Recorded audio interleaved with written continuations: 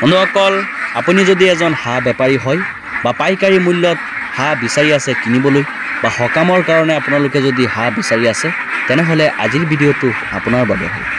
বন্ধুসকল আমি সমগ্ৰ অসমতেই এইবিলাক হাঁহ বিভিন্ন ধৰণৰ কাটিং বেপাৰী বা বেপাৰীক কোনোবাই অৰুণাচলত ছাপ্লাই দি আছে সেইসকলক পাইকাৰী মূল্যত আমি বাছ যোগে ডেলিভাৰী দি আছোঁ।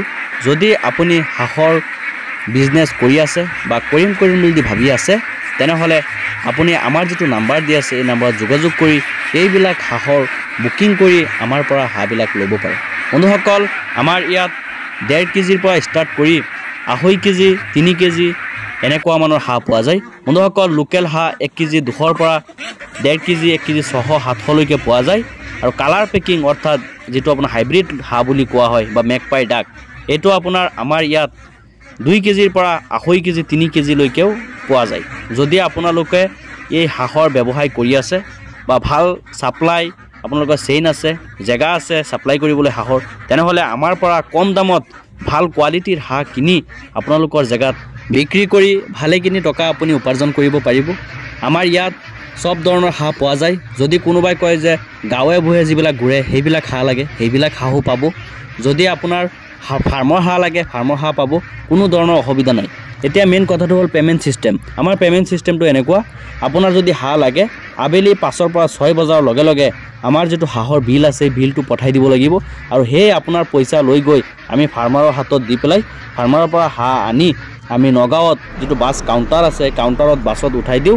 আপাৰ আছামত ইজিলি হাঁহটো গুচি যায়। বন্ধুসকল যাওঁতে যদি 2-এটা হাঁহ মৰে সেই মৰা হাঁহবিলাকৰ আপুনি যদি লাইভ ভিডিঅ' দিয়ে আমি সেই হাঁহবিলাকৰ পইচা ৰিটাৰ্ণ কৰি দিওঁ।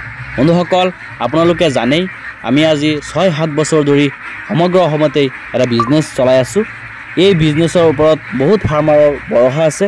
যদি আপোনালোকে এই বিষয়ে বিশ্বাস নকৰে তেনেহ'লে কমেণ্টবিলাক পঢ়িব পাৰে বা যদি কোনোবা ফাৰ্মাৰে বা কোনোবা বেপাৰীয়ে মোৰ পৰা হাঁহ লৈ বিক্ৰী কৰি আছে অনুগ্ৰহ কৰি কমেণ্ট বক্সত কমেণ্ট কৰি জনাই দিব আমাৰ পেমেণ্ট চিষ্টেমটো কেনেকুৱা, আমাৰ মালৰ কোৱালিটি কেনেকুৱা।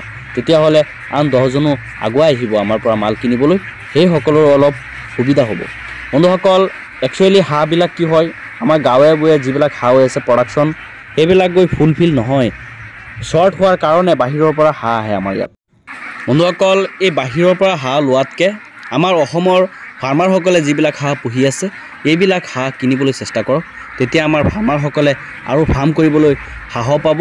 আমাৰ অসমত মানুহ বেলেগত থাকি কাম কৰিব লগা নহ'ব। বন্ধুসকল অনুগ্ৰহ কৰি আপুনি যদি এজন বেপাৰী হয় তেনেহ'লে আমাৰ যিটো নাম্বাৰ আছে নাম্বাৰত যোগাযোগ কৰি এইবিলাক হাঁহ আপুনি ইজিলি ক্ৰয় কৰক। ডাইৰেক্ট ফাৰ্মৰ পৰা মিডিলমেন কোনো নাই, ডাইৰেক্ট আমাৰ লগত যোগাযোগ কৰি এই হাঁহবিলাক কিনিব পাৰিব। তো ভিডিঅ'টো বন্ধুসকল এইখিনি আছিলে, এটা আপোনাৰ ইনফৰমেশ্যন ভিডিঅ' আছিলে।